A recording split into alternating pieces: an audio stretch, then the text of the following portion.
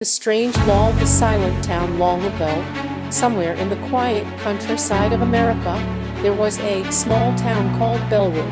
Bellwood was not a famous town.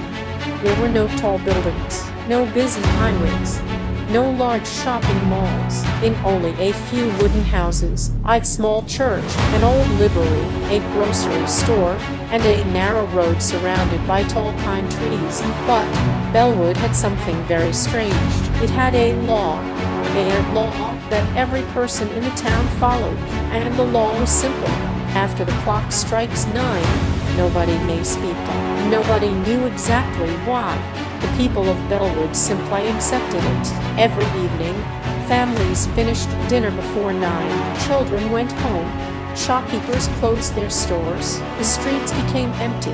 And at exactly 9 o'clock, the old clock tower rang. The moment the ninth bell sounded, the entire town became silent. No conversations, no shouting, no singing, not even a whisper. People could walk outside. They could look through their windows. They could sit on their porches. But they could not speak. Breaking the law was considered the worst thing anyone could do. There was even a sentence written beneath the clock in the town hall: "Those who break the silence will hear what others cannot." Nobody understood what that meant. But nobody wanted to find out. The boy who asked too many questions. One summer, a 12-year-old boy named Evan Miller moved to Bellwood with his mother. Evan was curious about everything. On his first evening, he noticed something unusual. At 8:15, the streets were full of people. Children were playing, neighbors were talking, dogs were barking.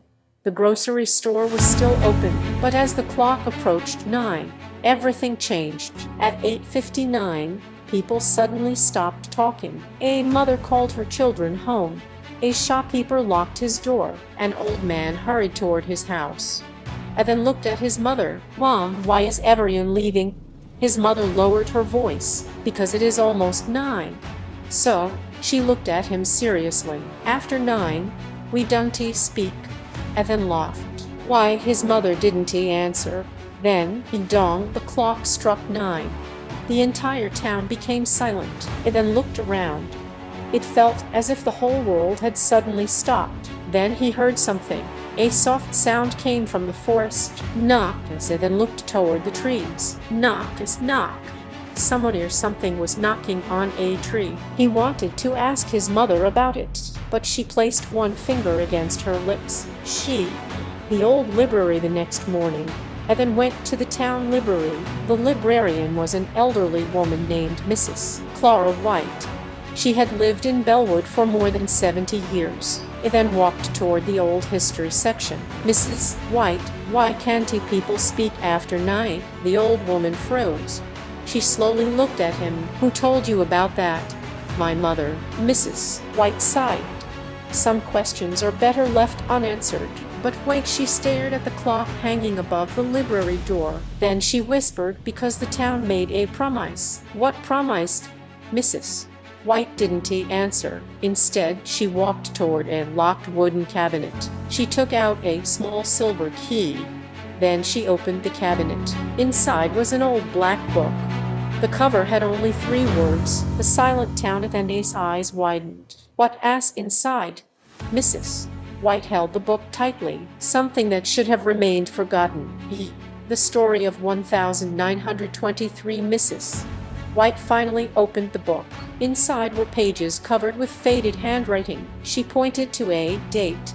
October 17, 1923. "That was the night everything changed," she said. "Bellwood was very different then. The town had a large mine beneath the forest." And then listened carefully. One evening, the miners discovered a deep tunnel. "What was inside?" Mrs. White's voice became quieter. They heard voices, and then frowned. Voices, yes, whose voices? Nobody knew. The miners heard people calling their names from deep inside the earth. Some voices sounded like their mothers. Some sounded like their wives. Some sounded like their children. But there was something strange. The voices always came from places where nobody was standing. The miners became frightened and left the tunnel, but one man stayed behind. His name was Thomas Bell. Thomas was the founder of Bellwood. He went deeper into the mine, and when he returned, he refused to speak. Not for an hour, not for a day, not for a week. He never spoke again. The first silent night, according to the old book, Thomas Bell gathered the townspeople together. He wrote one sentence on a piece of paper. The voices become stronger when we answer. The townspeople didn't understand. Then, that same night, something happened. At exactly 9 o'clock, every person in Bellwood heard someone whisper their name. Emily, James, Thomas, Zaraj, Yi. The voices came from outside their houses. People opened their doors. Some answered, and those who answered were never quite the same afterward. They became frightened. They stopped sleeping. They claimed they could hear voices everywhere. So Thomas created the law. After 9 o'clock, nobody could speak. The law was meant to protect the town, and somehow it worked.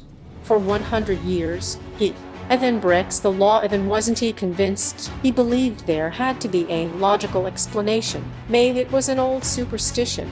Maybe the voices were caused by the wind. Maybe the miners had simply been frightened. So one night, he then decided to test the law. He waited until his mother was asleep.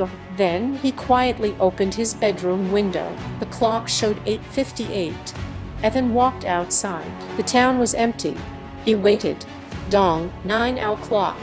Silence. And then took a deep breath. Then he whispered, "Hello." Nothing happened. He smiled. "See, nothing." Then someone whispered behind him, and then his smile disappeared. He slowly turned around. Nobody was there. He looked toward the forest. The trees moved gently in the wind. Then the voice came again. And then, this time it sounded exactly like his mother. And then, "Come home." He took one step toward the forest. Then, another voice came. This one sounded like his father. And then, he died on waiting. And then his father had been gone for many years. His heart began beating faster. He wanted to run, but then he remembered Mrs. White's words. The voices become stronger when we answer. It then covered his mouth. He said nothing. The forest became completely still. Then, a small light appeared between the trees. The lantern in the forest and then followed the light. He walked deeper into the forest. The trees became taller. The road disappeared behind him. Finally, he reached an old stone building covered in moss. Above the door was a symbol. "I Bell." He then pushed the door open. Inside was a narrow room. There were hundreds of names carved into the walls. Some were very old. Others looked recent. He then walked closer. Then he saw something that made his blood run cold. One name was written at the bottom. And then Miller. Beside it was a date. Tonight. And then stepped backward. Suddenly, the door slammed shut. Boom! He tried to open it. Nothing. Then the whispering began. Hundreds of voices filled the room. And then, and then. He covered his ears, but the voices became louder. Then he noticed something. The voices were not coming from the walls. They were coming from beneath the floor. The secret beneath Bellwood, and then found an old trapdoor. He opened it. A narrow staircase led underground. At the bottom was an enormous stone chamber. In the center stood an old bronze bell. It was covered with the same symbol he had seen outside. He then remembered the town clock. Then he noticed an inscription carved into the stone. "Silence does not hide the truth. Silence protects the living." Suddenly, Evan understood. The law wasn't about punishment, it was protection. The voices belonged to something beneath the town, something that wanted to be heard, something that could imitate the people you loathed. And the more you answered, the closer it came. And then stepped away from the bell. But then he heard his father's voice. And then he closed his eyes. "I am here," and then almost answered. But he stopped himself. He remained silent. The voice became angry, and then louder.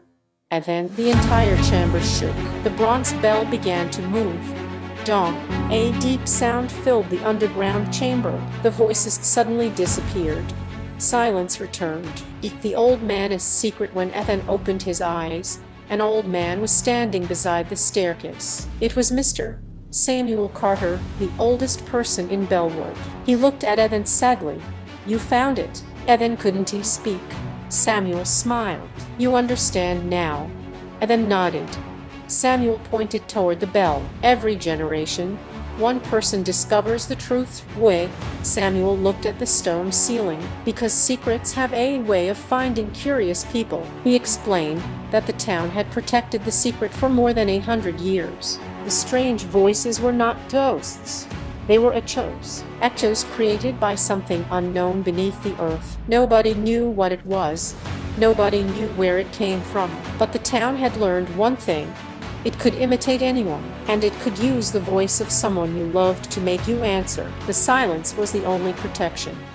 The final bell. Ethan and Samuel returned to town before sunrise. Nobody knew where Ethan had gone. His mother hugged him tightly. She was crying.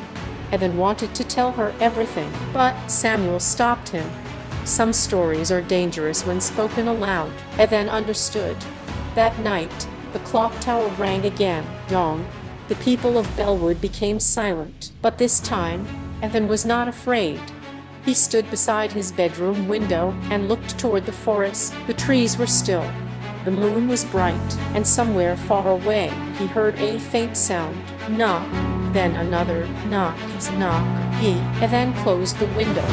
He smiled quietly, because now he understood the strange law. It wasn't a law created to control the people. It was a promise. A promise made by one generation to protect the next. And from that night onward, Ethan followed the law. After 9 o'clocks, he never spoke, not because he was afraid, but because sometimes silence is the safest way to keep a secret. And even today, people say that somewhere in the American countryside, there is a little town where the clock still rings at 9, and when the final bell fades away, the entire town becomes silent, waiting, listening, because deep beneath the forest, something is still listening too. The end.